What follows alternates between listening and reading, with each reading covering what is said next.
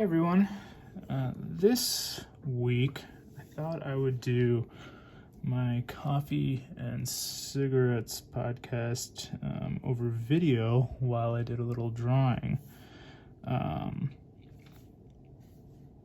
So this drawing that I am working on is for a contest over on DeviantArt, and the prompt is to create a racer,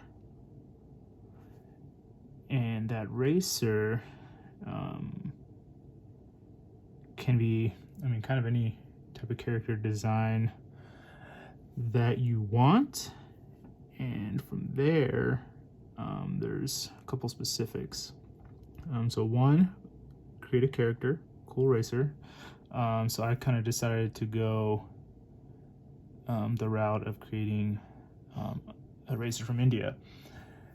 And kind of the backstory is that this guy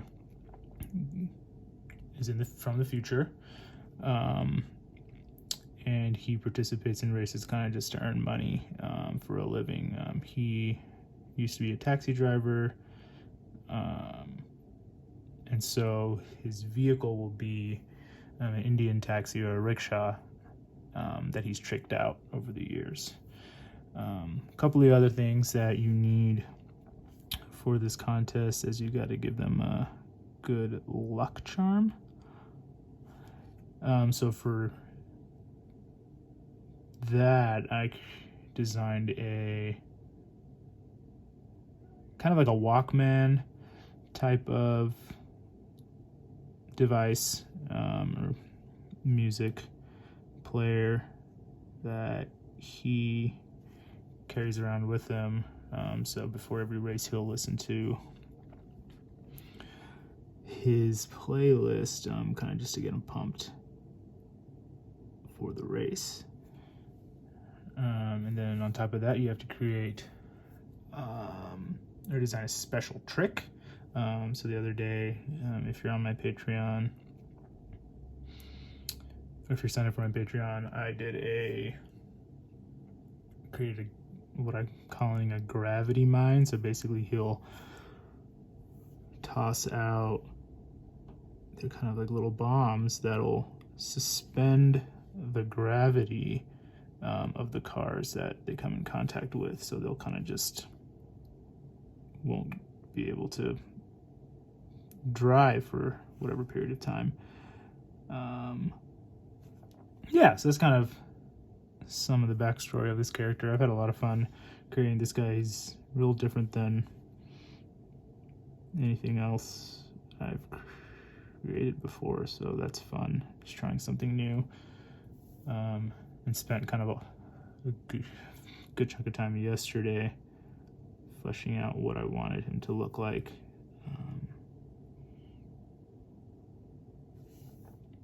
So yeah, it's a lot of fun. So other than that, there's been some stuff on mine I figured I wanted to talk about. First, an update. I finally was hired to do that storyboarding job that I've been talking about, which was awesome. It was kind of out of the blue. One morning my sister texted me and she's like, hey, they're gonna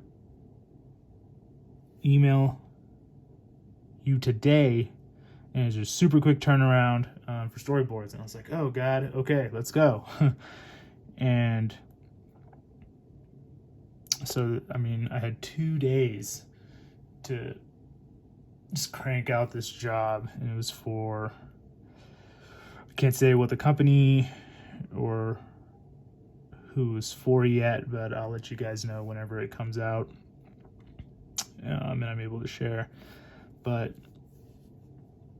it went really well. They ended up hiring me to do another job mid next month, which is really cool. As all that was happening, got me thinking of like how I can make that more part of my art career. I think storyboarding kind of falls in line with kind of what I enjoy about art. I enjoy telling stories with my art, and obviously storyboarding, it's kind of built into the title, right? Like you're telling stories. And so I've started thinking about, hey, like, how can I build up that side of my portfolio? Generally, I've been focusing on comics, and I'm working on a children's book, so this will be something new, something different. But it was cool to see that they liked what I did this first go around, and that gave me the confidence to be like, oh, this is something that I can actually pursue, because that was my first storyboarding job, and it went well. Yeah, so that's a bit of news there. Something else in terms of, for my children's book, an update on that is that I should have the sketches completely finished this week, and I can move on to final artwork for that, which is exciting. I'm enjoying it. I'm also kind of ready to knock it out and be done with it. I've been struggling kind of like prioritizing what needs to be done when over the last few weeks. Obviously, the children's book is a paid gig, so my mind goes to like, well, that should hold more of a priority. But talking to my wife the other day, she's like, she mentioned that just because it's a paid gig doesn't mean I just abandon basically any other projects. So, for example, Ransom, my comic, I have not been working on much lately because I've been working on the children's book, and then this project came up, and the storyboarding came up, and the storyboarding was a quick thing, but regardless, it's been something that I'm like struggling with, trying to figure out, okay, well, if someone's paying me to do something, that holds priority, and I should set everything else aside. But then Brandy was like, I should still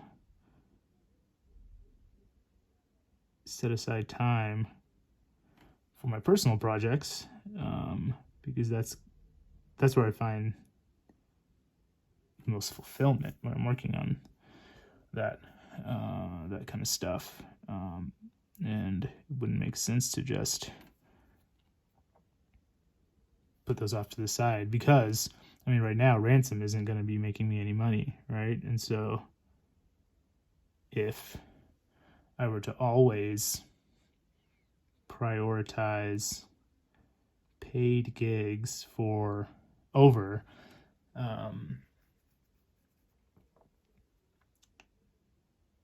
my comic, then I would never work on my comic, and that would suck, right? And that's not what I want. Yeah, so that's kind of good to hear. And so now it's just kind of trying to figure out like how to prioritize and just get better at that. Even while I'm making this video, part of me is like, well, obviously this is a project that I'm working on that's not a paid gig, but it's just a contest, and which is fun, and I think I'm really enjoying. But am I, like, sometimes I feel guilty. I'm like, oh, am I wasting my time with this when I could be working on things that'll actually, like the children's book, where I've actually been hired to do, or my comic. So yeah, I'm just trying to juggle and figure all that out. I'm also trying to like work through like, what do I want my like career to look like. As you all know, I'm on unemployment at the moment, and that'll be basically done. I think I have about three and a half weeks left on unemployment, and then it's back to kind of me. I'll probably end up going back to delivery driving, but it's got me thinking like, by 2021, is there a way to make it so I may not even have to do that, and I can make this more full time? I mean, one of those things is remaining in contact with the people that I've storyboarded for, and hopefully continue that relationship, and using and then networking with them to kind of see if they have other contacts that I can reach out to and send over up my portfolio or whatever, and also building a better portfolio, because that's something I've kind of neglected, because I haven't had to worry about it. But now that I'm like really diving into wanting to make this a full-time thing,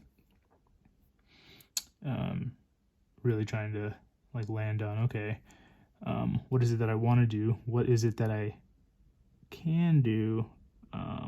What options are there for me that I haven't considered, that can make this an easier transition than I first thought it would be. One, obviously, is this Patreon, which has helped in terms of art expenses, and just supplies and things like that. And I really appreciate you guys that are supporting me in now storyboarding, and that will, I mean, if I can get one of those jobs a month, that would be amazing, because that would take away a lot of pressure. And then I thought about wanting to build up my children's book portfolio as well. So after I finish this one, adding that in there, and then maybe writing my own, which I've never done before, but I think that would be cool. I mean, ultimately, I think I'd want to be a children's book illustrator. I mean, be in that world as opposed to writing. I think I'd want to partner up with other authors. But I mean, as you're building a portfolio, I think the first thing I would need to do is just write my own stuff, so that so that it'll attract people. Otherwise, there's no way to be found.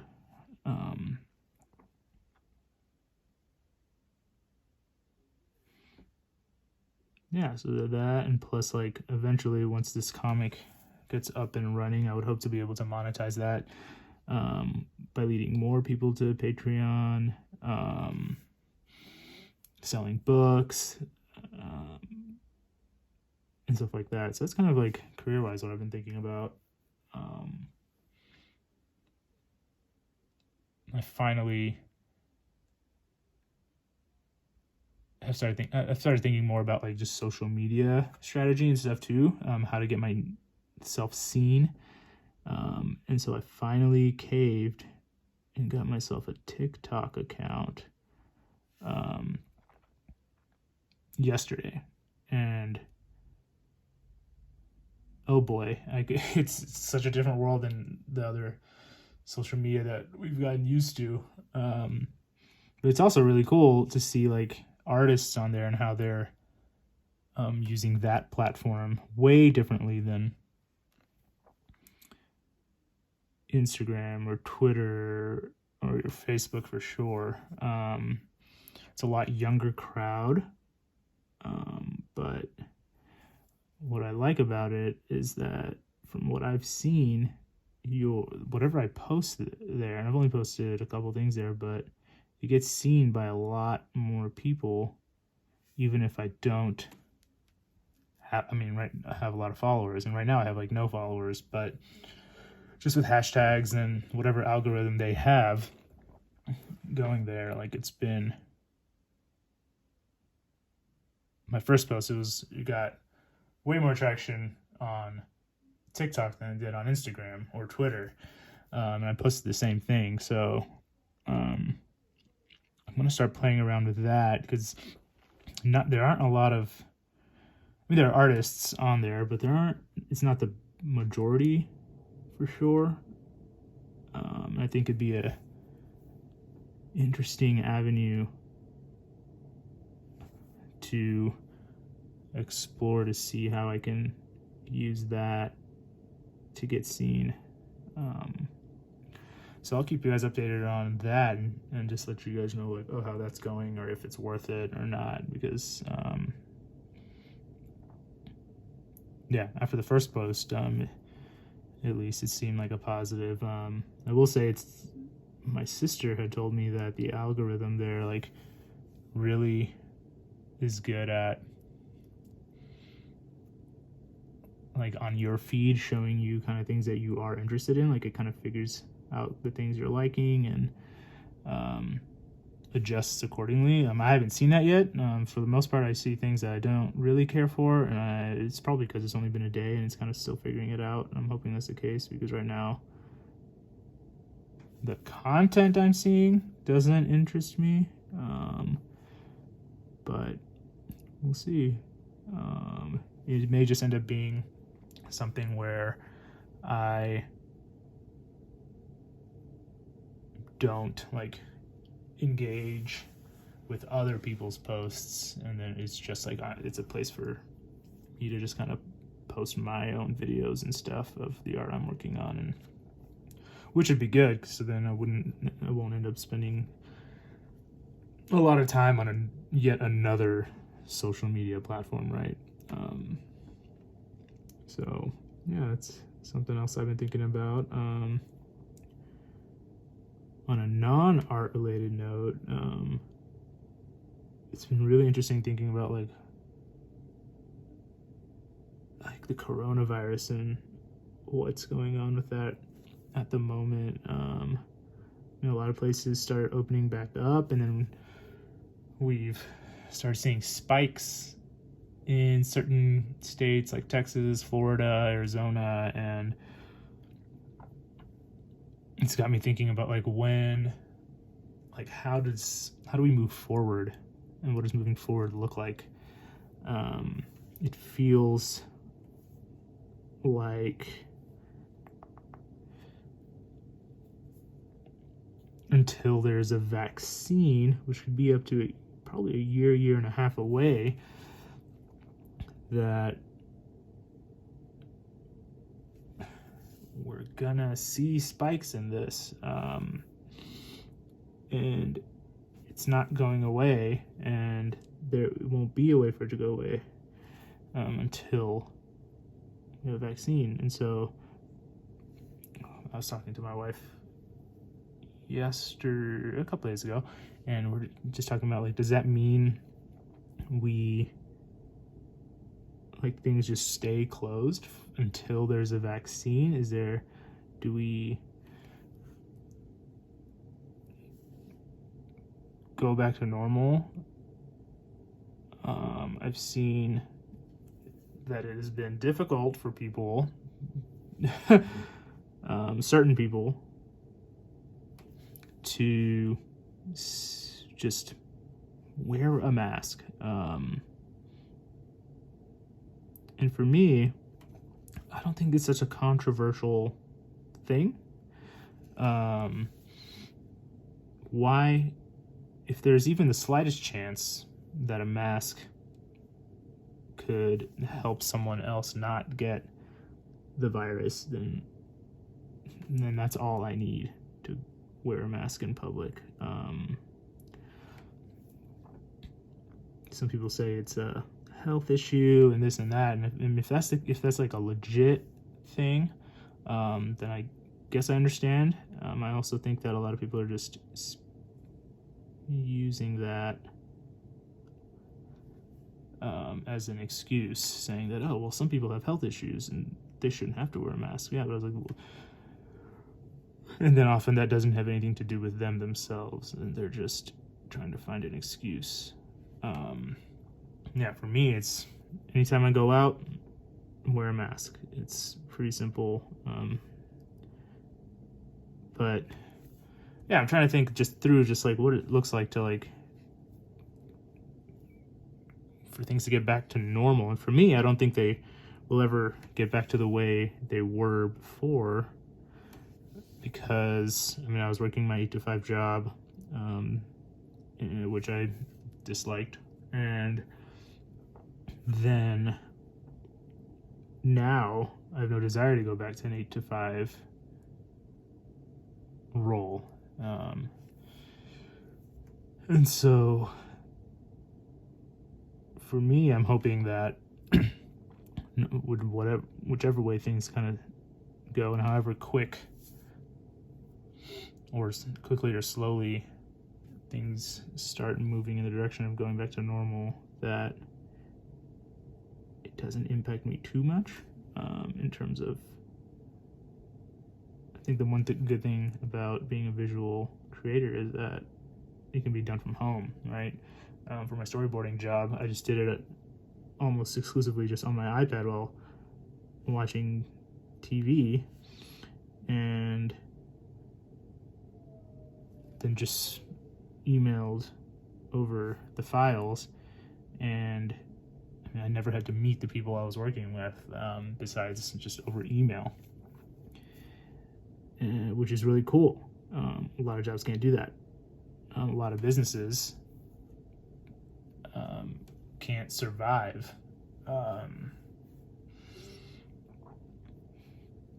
being closed or shut down or even at partial capacity. And that's an interesting thing to look at, where I see a lot of people getting flack for like going out to restaurants and things like that, and I can see both sides of it, where we don't want, like, if people just stay home, maybe this goes away faster, but then there's also these like local businesses that are gonna crumble. And so, I mean, me and my wife there's a couple local businesses that we've tried to still go to, just to support them during this time. And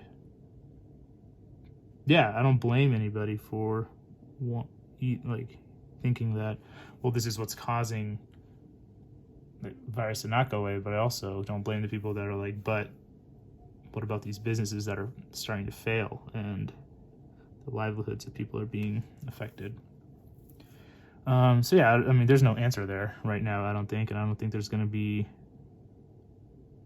a middle ground. I think that's what's really tough, because a lot of, like, everything is so politicized now that there's no middle ground, or it's hard to have a middle ground or a conversation with people, because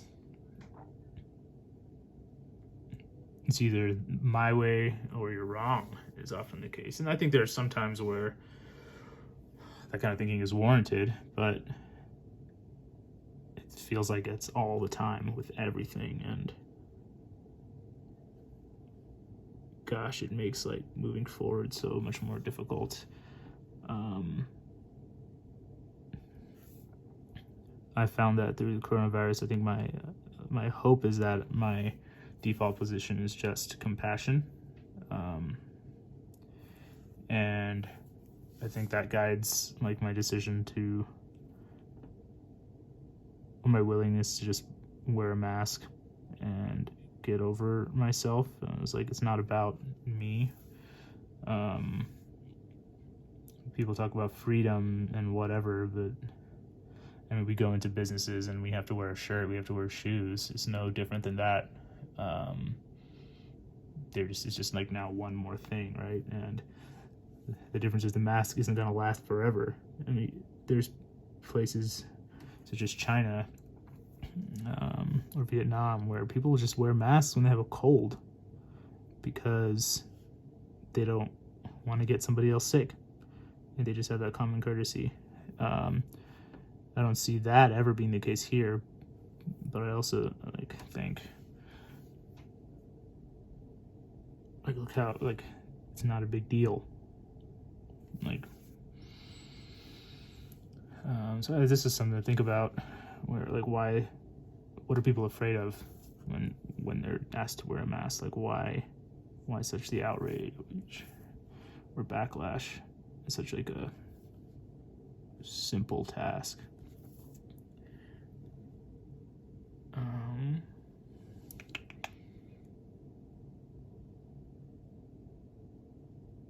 Yeah, I don't know. I think I'm ready for things to kind of start moving forward and opening up again. I'm nervous that a lot of small businesses will start closing. For those of you who don't know that I'm a Christian, and one thing that's interesting is just the idea of churches. I was talking to somebody the other day, and he brought up the point that right now culture, especially a younger generation, views giving donating to the church and stuff more as a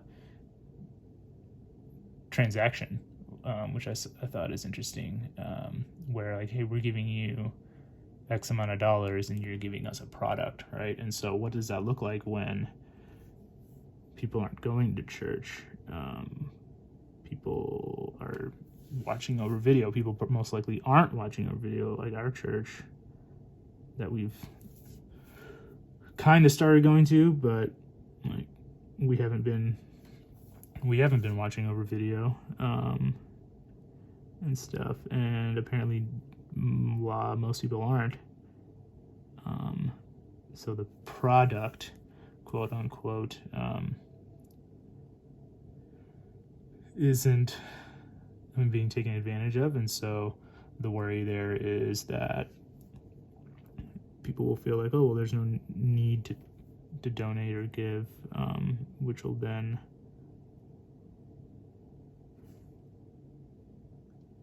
cause churches to start closing in places like that, or nonprofits in general, which is an interesting dilemma. We haven't been going to our church long, and so we honestly started going there 2 weeks before all this coronavirus stuff happened, and so just kind of threw a wrench in that. So we haven't gotten to know people, and that kind of threw a wrench in that. So it felt a weird time when we had just left our old church, and so now we're trying to work through well, we didn't burn bridges when we left our old church, but there's just been this is barrier of this virus where we can't see any of the people that we were close with from our old church, and we haven't been able to make new relationships really yet, until just recently we've met a few people, but now it's as it's what is it now? March, April, May, June, what, start of month 5 of this almost. We've gotten used to just being at home, and being lazy and not having to interact with people. And me and my wife were talking, and just are we using the coronavirus as an excuse to not interact with people? And I think I'll speak for myself. I think I had been. I'm not introverted. I'm not all the way introverted. I think I'm a mix of both. kind of in the middle. I used to be a lot more extroverted than I was. Well, I used to think I was, but I think that was just because I was a college kid, and everybody, to some extent, is extroverted in college. And then leaving college, I found out that, I'm much more introverted than I thought I was. But now it's that awkward time where, like, after college, it was really hard for me to muster up like the energy to meet people after moving out to Denver. I lived in Texas for my whole life, and then came out to Denver for grad school. And in grad school, it was really hard for me to like connect with people. And I think some of that was me figuring out like that I am more introverted than I originally thought. And also seeing that like college really just I basically had built-in friend groups when I joined like whatever organizations I was a part of. And now I'm seeing a similar dynamic with coronavirus where if left to my own choices, I guess, like I'm content just being at home by myself and doing art and not really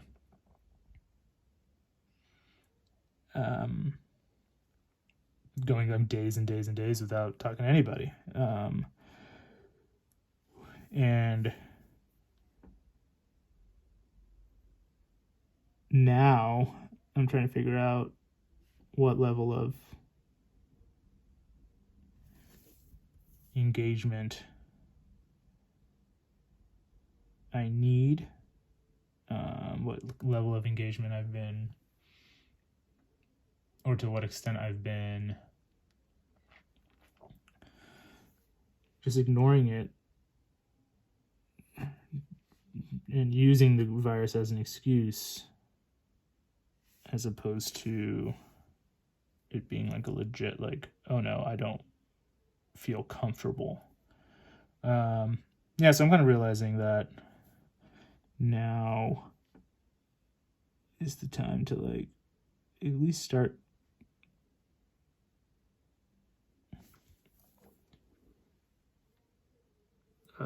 connecting with people to some level. I mean, places are starting to open up again, and I think that helps. I think people are starting to do things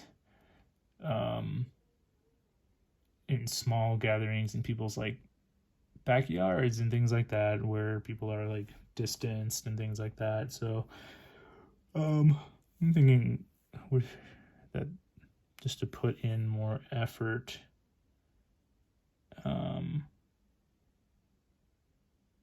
that's kind of what's next.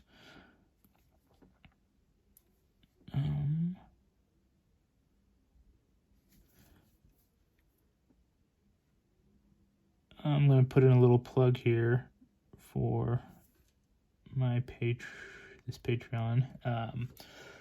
So yeah, for those of you out there that are not a backer on Patreon, let me just kind of give you my little spiel. Patreon is a platform that allows creators and artists of all kinds, musicians, visual artists, podcast people, to create content for their audience, but put it behind a paywall, so to help creators kind of take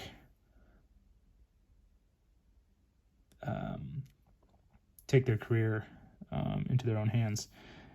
So this year I started a Patreon page in order to kind of do that.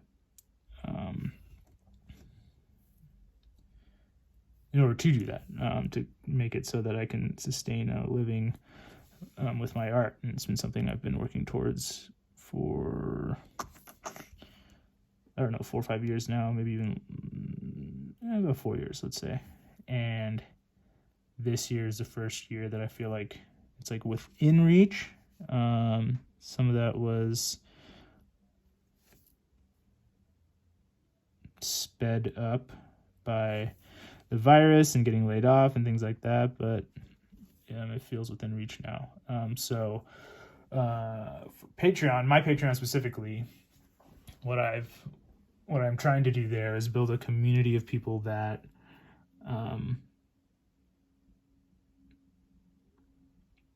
how can I phrase it? Basically a community of people that just want to see more of my work, and want to just support this dream that I have for myself. Two, I've started something there called what I'm calling an illustration club, and that is a place where artists of all kinds can come together, share resources, tutorials, tips. We can all participate in challenges together and things like that, just to help each other grow as artists. Lastly, it's a place where I want to offer a kind of exclusive content that I'm not sharing anywhere else. And one of those specific things would be this video as an example. This won't be posted on other social media, but also my comic. As I start spending some more time on that, I will make sure that my Patreon backers get all the behind the scenes stuff, process videos, tips, tricks, kind of what I'm doing with that, early access to the comic, and other illustrations, art giveaways, things like that. And so that's kind of like the gist of what my Patreon page is, and what I'm trying to offer, and also like the purpose behind it. So for those of you out there who are not Patreon backers for me, I just ask that you consider backing me. And if you can't, no worries. It would be helpful even if you just told a friend or something about it. So that's my pitch. That's my little spiel. Thank you guys who are supporters, obviously. And those of you who've been backing me for the last 4-ish months, I really appreciate it. It's helped out a lot. I do have a goal right now going where trying to reach $300 a month in support by October. And so we'll see. We're about halfway there. So we're getting close. So it's a good time to jump on. I'm also changed it up, so now I'm offering original art. So I'll draw you a custom piece if you join at the $5 level or higher. So that's kind of that. I am probably gonna end this video here in a second, but I want to finish off this face for you guys. It's been cool. I've been getting a lot of, when I was getting reference photos for this guy, and getting ideas for how I wanted him to look. I pulled up a lot of photos of like people in India and just like different cities there, and it really helped me. I was able to see some of the culture, and I haven't really incorporated a lot of that into my art ever, even though I am Indian, and but I'm first generation American. I was born here, so I do feel like a lot of that culture was lost there, with me and then I have 3 younger sisters. And so it's cool to kind of dive back into that. I've kind of felt a desire recently to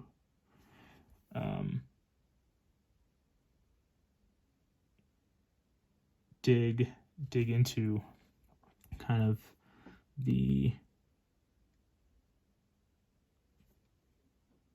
my heritage, basically, and kind of look into like the history of India and things. And so that's probably a project that's coming up soon, for me, in terms of like just doing more reading about the history of India and the culture and stuff like that. I think some of what brought that on was just kind of what's going on in America right now and in the world with the Black Lives Matter movement and things like that has made me kind of want to be more aware of my roots and my culture. So yeah, I've been like looking up like, oh, what are some books I can read and things, and it's hard to find. That's for sure. It's not as obviously prevalent here, and it's interesting. I mean, Indian culture, I have not found to be super represented here, in terms of like media and things. And so it was interesting. I mean, thinking through it recently, just like, I mean, growing up, you don't really see Indian people portrayed in media at all, unless they're, I mean, viewed at, I mean, you would see in media portrayed as like taxi drivers or convenience store owners and workers or doctors, and it's kind of all I grew up with. So it's interesting, like now, and even now, it's the last time we're about to get Marvel's Eternals, which will come out when it comes out, once movies are allowed to come back out, but it was supposed to come out right now. It's supposed to come out next February, and we're getting our first brown Marvel superhero, which is exciting, played by Kumail Nanjiani. He's Pakistani, but still, I think that's a big step, for just being able to see that. Aziz Ansari has been a cool person in culture right now that doesn't play your stereotypical like Indian guy that you see in other places. And then also Hasan Minhaj, who's on the Patriot Act, and was on the Daily Show for a while. He's been another guy who's kind of in culture right now that doesn't fit into the mold. And so that's been really cool to see, where there's finally some representation that's not just your stereotypes. So yeah, it's kind of made me want to even incorporate some into my art, and that's why I decided to use this project to do that for the first time. And we're gonna see how it turns out. I'm hoping it does well. Again, this is a contest on DeviantArt. It's called Radical Racer. That's the contest name, and this is due. Today's July 1st. Oh my gosh. In 3 weeks. So after this, I have to create his vehicle and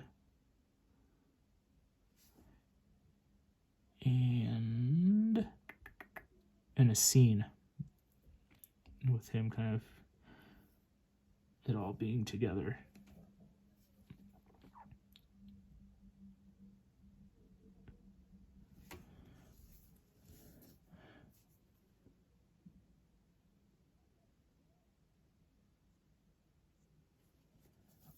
I think that's all I have to say today.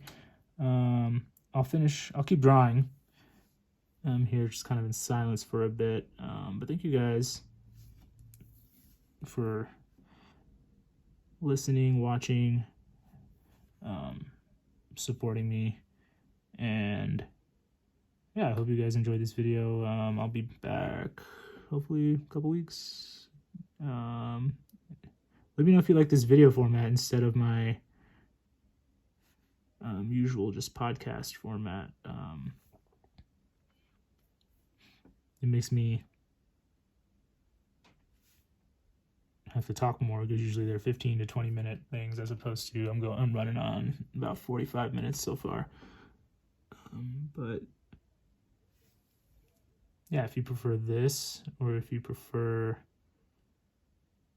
just a short 15-minute little podcast, let me know. But yeah, thank you guys. And again, my Patreon page is patreon.com/ransomcomic, RANSOMCOMIC. And yeah, if you guys are inclined, really would appreciate the support. Thank you guys. You'll have a good one.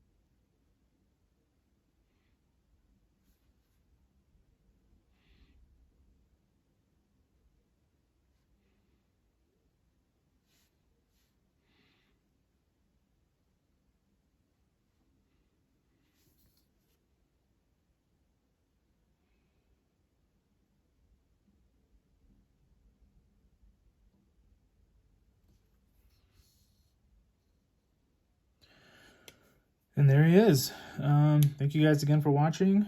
And I will see y'all next time.